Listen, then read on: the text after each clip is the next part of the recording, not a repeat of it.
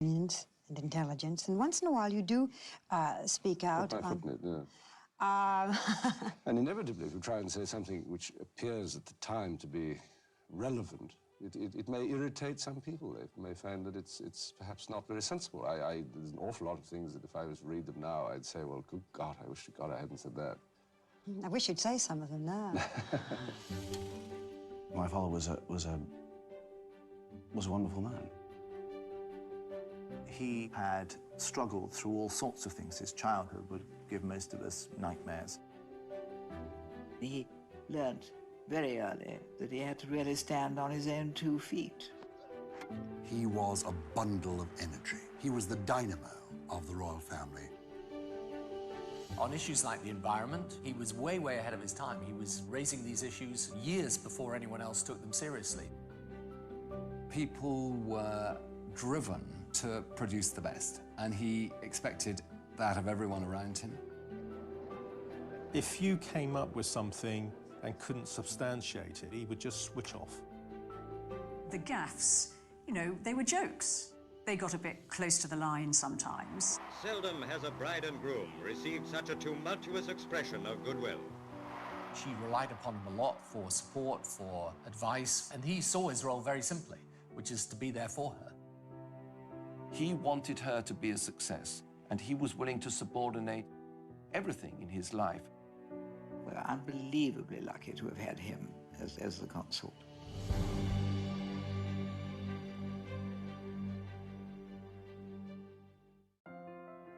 He was a man who experienced huge privilege during his long life.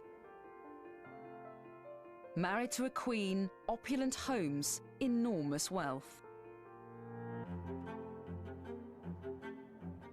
Prince Philip was hugely royal on all sides of his family. Kings, czars, princes, everywhere you looked. That's the blood that was coursing through his veins. He was surrounded at the time of his birth by a lot of very loving women. His mother, there was a lady in waiting, there was a nanny, there were 4 elder sisters. They all adored him. He was the golden child. June 1921. Prince Philippos was 6th in line to the Greek throne. The first son for Prince Andrea and his German wife, Princess Alice, he was born in the family home on the island of Corfu. Well, it was a very elegant, striking-looking house, quite palatial by many people's standards. But inside, it was lacking in virtually any form of modern comfort. There was no electricity, there was no central heating. The doctor had a look around and decided that the only sort of hygienic place for him to be born was on the dining room table. But Prince Philip's father wasn't on Corfu at the time of the birth. He'd left the day before on a Greek invasion of Turkey. But it was a campaign that ended in disaster, both on the battlefield and once he'd returned to Greece. There was promptly a coup d'etat by some colonels. Prince Philip's uncle, King Constantine, was forced to abdicate, and Prince Philip's father was arrested and put on trial. Prince Andrea was found guilty and narrowly escaped the firing squad. Instead, he was exiled, and along with his wife, 4 daughters and son Philip, left Greece that same day on a British cruiser. The sailors looked at the infant Prince Philip, who was only 18 months old at the time, and decided that the best place for him would be this orange crate from which they fashioned a crib, and there he slept during the journey. The family found themselves homeless. They made their way to Paris, where Philip's wealthy aunt lent them a house in an upmarket part of the city. Money was certainly an issue. My mother, who had inherited quite a lot from her grandfather, was a very generous person. And I think other relations as well did help out. I think it was necessary. His mother did charity work, not only to do good work, but I think also to bring in a little income. But money didn't matter to young Philip. Paris was a happy home for him. But that didn't last long. When he was 8, his mother was diagnosed with paranoid schizophrenia. She had a sort of religious mania which led to really rather being out of the world as it was and feeling that she had a direct relationship with Jesus Christ and this sort of thing, which wasn't easy. His mother was then tragically confined to what was called in those days an asylum for the mentally disturbed. It was the more tragic because Philip was not told what had happened to his mother. She just vanished from his life. He would see her from time to time during school holidays. After 2 years, she decided to have nothing to do with her family whatsoever. For the following 5 years after that, Prince Philip neither saw her nor heard from her. He didn't even get a birthday card from her. His parents' marriage was over. His father soon moved to Monaco to live with his mistress, and all 4 of his sisters got married and moved to Germany.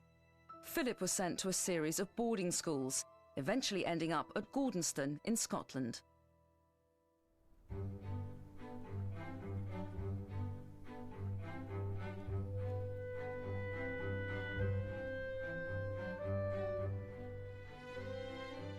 That was really the first experience of security Prince Philip had had. He was constantly searching for some kind of happy, settled life because he didn't have that in childhood. I think the ethos of Gordonston made Prince Philip the man he was. Being active, being outgoing, being adventurous, being self-reliant, being a team player. All those traditional values, they were instilled in Prince Philip at school. During the holidays, Philip relied on his sisters and his mother's family in England.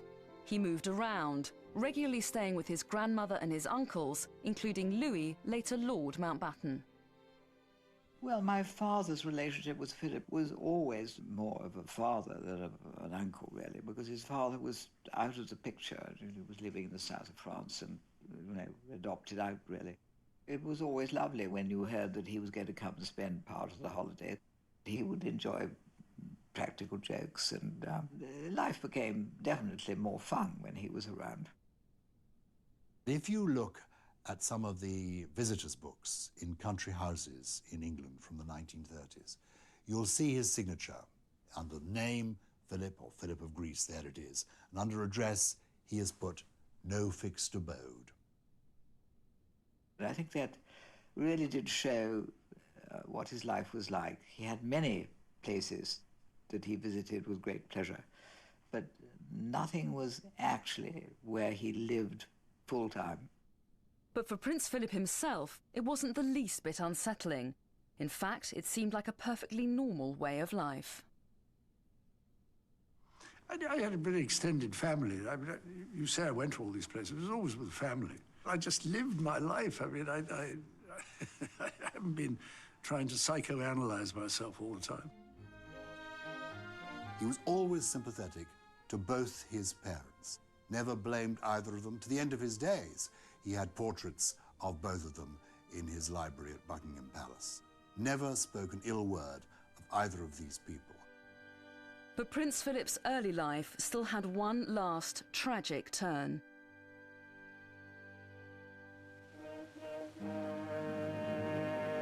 Within a few hours of the tragedy, our flying cameraman looked down on the scene of a disaster that has shocked the world. At a single terrible stroke of fate, one of the oldest of Europe's royal families has been almost completely wiped out. An airliner... Philip was just 16 when his pregnant sister Cecile, her German husband and their 2 sons were killed when their plane crashed in fog on a flight to London. There was not one survivor. It was speculated that the only reason that they had tried to come down in these impossible conditions was that she had begun to give birth. He was called in by the headmaster of Gordonston and simply told what had happened. But as the headmaster, Kurt Hahn, reported later, he took it like a man. I think until the end of his days, he kept on his desk a small piece of the aeroplane in which that sister was killed. He was a young man who'd learned to repress his feelings, to not show any sentimentality, to not show any feeling, but it's almost impossible to undergo such a tragic event at the age of 16 and not be painfully scarred by it. Princess Cecile's husband, like 2 of Philip's other German brothers-in-law, had been an important member of the ruling Nazi Party. Prince Philip went to his sister Cecile's funeral and, of course, was there marching alongside Field Marshal Goering and other Nazi leaders. It was Germany, it was 1937, and these were the people who quite soon we'd find ourselves at war with.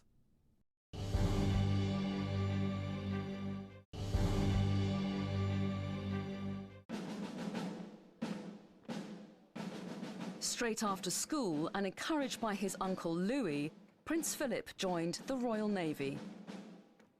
Prince Philip himself told me that he had toyed with the idea of joining the Royal Air Force. He always said that flying was the first love of his life, but it was a family tradition to join the Navy. He started training at Dartmouth Naval College shortly before King George VI, the Queen and their two daughters visited. But since there was an outbreak of mumps, it was decided Princess Elizabeth and her sister Margaret should be kept away from the illness, and that's where Philip came in. He was deputed to be the one to take the girls round. I think her heart was lost then. They played with toy trains. There was sort of jumping over the tennis nets. A bit of croquet may have gone on. He really was a most excellent host. But he at the time was 18, and I think the princess was about 13, so he certainly didn't really notice her. But she may well have noticed him. Philip and Elizabeth stayed in touch by letter, but it was to be a long-distance friendship, because just 6 weeks later, Britain went to war with Germany. Prince Philip was first sent to serve in the Indian Ocean and then to HMS Valiant in the Mediterranean, where in 1941 came arguably his greatest military achievement. He was involved in the Battle of Cape Matapan, which was an action against the Italian fleet, and he was mentioned in dispatches for operating the searchlights. It was a night action, and he lit up the Italian ships so that they could be fired at. Prince Philip was soon promoted to lieutenant, one of the youngest in the Royal Navy. He continued his active service, and despite writing to Princess Elizabeth, she wasn't the only woman who caught his eye. He enjoyed visiting ports, as sailors do. Look, he was a bachelor. You know, I think he did what any bachelor who isn't attached. You know, again, remember this is wartime, and you don't know whether you're going to get blown out of the sea the next morning. Adds a certain sort of frisson to the whole of life. He liked the company of attractive, intelligent women. He was a tremendous flirt. He certainly didn't play the field in the modern sense of the word, because things were different in those days, but he certainly had quite a few girlfriends before he focused on the Queen. There was quite a lot of correspondence went on, and they probably managed to meet occasionally. I think it wasn't long before it developed into something rather different. In those lovely days, we wrote letters to each other. And so I've got several letters about, you know, it's so exciting, Philip's coming to lunch, and it's so exciting, he can come and spend some time at Balmoral. But at Christmas 1943, the venue was Windsor. While on leave, Philip was invited to join the royal family for the holiday. And it proved to be a turning point in his relationship with the now 17-year-old Elizabeth. Princess Elizabeth was starring in a pantomime. When she heard that Prince Philip was coming to watch her, she became visibly excited. He made his mark, and she clearly made her mark. And it was after that Christmas that in his thank you letter to Queen Elizabeth, he made it clear that he was hoping to be invited there again, and perhaps would be paying court to Princess Elizabeth. I mean, he was godlike good-looking. I mean, it's not remotely surprising that she fell in love with him. I'm gonna get you, I'm gonna get you, I'll make you love me, wait and see. Both day and night and day, you're gonna see a lot of me. They stayed in close contact for the rest of the war, But when Philip returned to Britain in 1946, any relationship with the princess was still far from certain. It's fair to say that the future Queen's parents were not delighted at her fixation on this young Mountbatten. The Mountbattens were viewed as rather radical. We know from the correspondence he had to write on at least one occasion to apologize to the future Queen Mother for being overstated in his radical opinions.